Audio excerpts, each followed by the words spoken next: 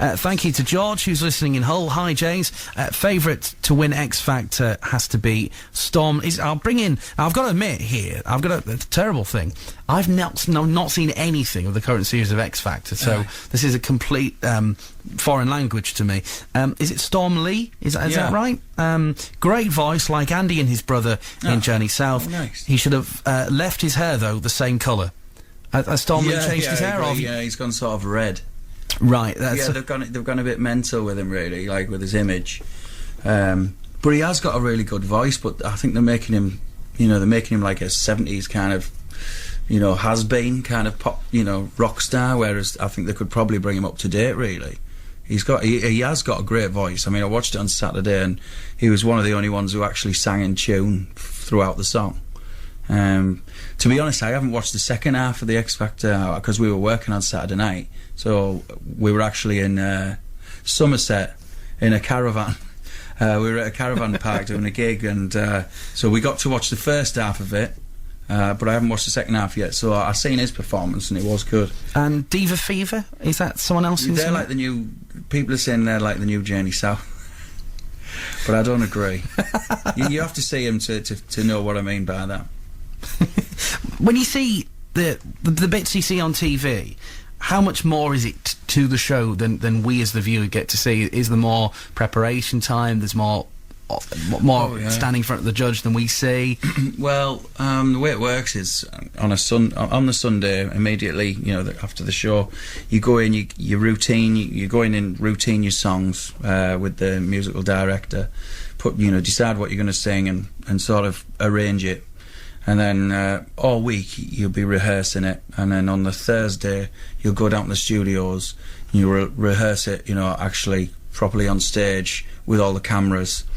Friday you'll do like the dress rehearsal on stage again with the cameras. You probably do it twice a day, Thursday, twice a day Friday, and then on Saturday morning you get down there at like 7 o'clock in the morning, and there's more rehearsals.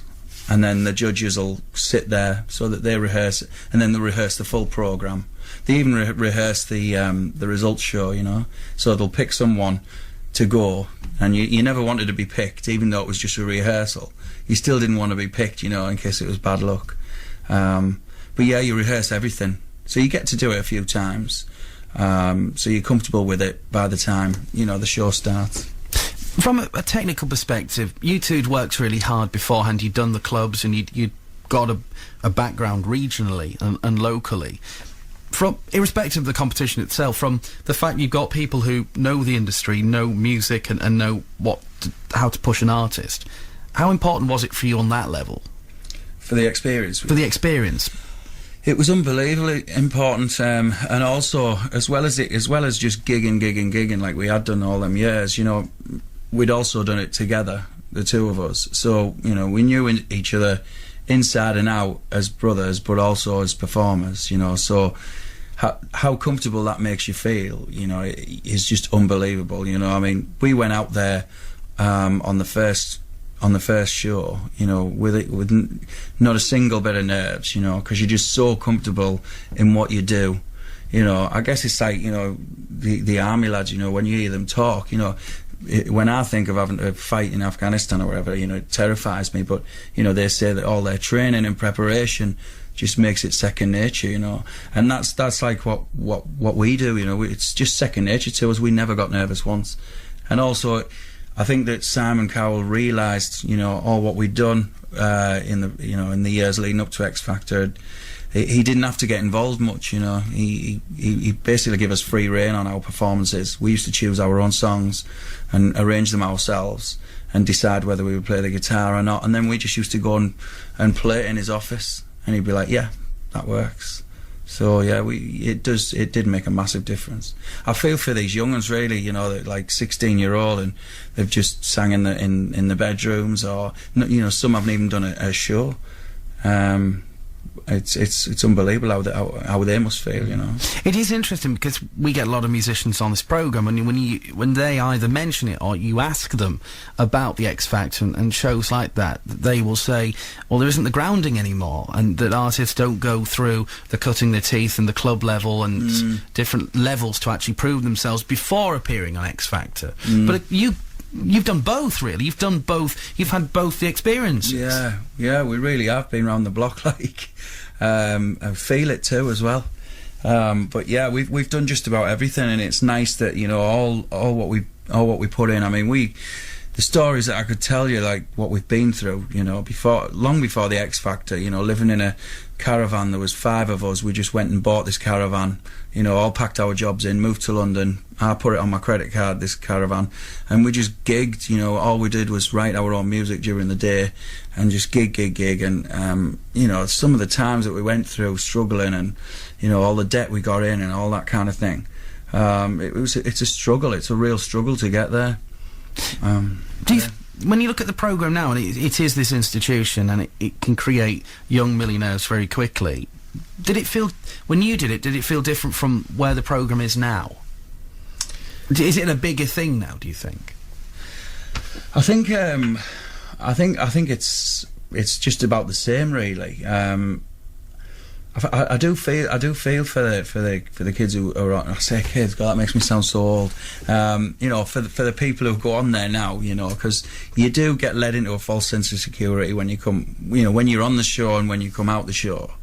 You know, you think that's going to last forever, and it just doesn't. You know, you can't just shoot up that quickly without it coming back down at some point.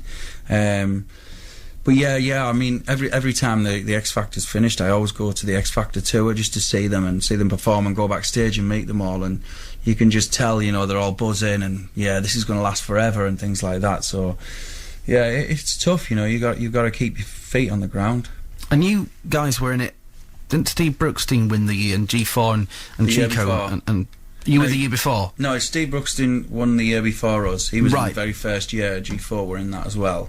Chico was in our year, which was the second year. Do you ever keep in touch with anyone that you competed against? Yeah, we keep in touch with Chico. He's coming to Hull, isn't he, to do the pantomime in December, so we'll have to meet up. But yeah, we keep in touch with him and a couple of others from our year. Yeah, it's good to keep in touch with them. And what about the band? What about the immediate future plans and stuff you can reveal? What is penciled in for Journey South in the next few weeks and months? Well, you know, we've got something in the pipeline that we can't really say it right now, which sounds really sad, but we can, and until it's 100% confirmed. But basically, we're just working, you know, gigging, getting out there and singing to the fans, and that's it really at the moment. You know, no plans for albums or anything like that in the near future. But yeah, watch this space. You never know. And where you are now, obviously you've got very loyal fans, you've got very good support behind you, you've got the business as well, and obviously, as you said, your brother's got other things that he's involved in. Are you chasing the #1 single anymore? I mean, I appreciate you'd be happy about getting a #1 single, but is it not as much a priority now? You know, like we've really been through the mill, really. You know, we've been there, we've struggled after we've been there, we've had the #1, and to be honest, right now is probably the happiest that I feel like I've been for a good couple of years. You know, exactly where I am, really. You know, I've got my business. Me and Carl just love singing together, and I think we're just taking a back seat, just chilling out, really, you know, and enjoying singing and enjoying the music. You know, we tried to release our last single. You know, it didn't do as well as we would have liked it to, being totally honest. And it can be quite stressful, you know. I mean, but it isn't easy. It's so difficult to release a successful album. But we have had it, you know. We've had the #1 album that sold over 500,000 copies, and that's a real nice payback for all the years we put in.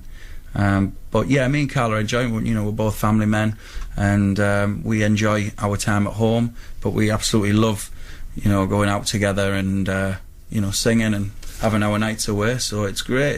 It's perfect right now. Good to see you. Thank you very much for coming in. For having me. We'll have to keep in touch and find out some more about the agency in the next few months and weeks. Andy, good to see you. And yeah, and you're quite happy living in this region as well now? Yeah, it's great. I love it. Look after your dog, by the way, as well. Don't walk past it when you're off to get a paper. No, I won't.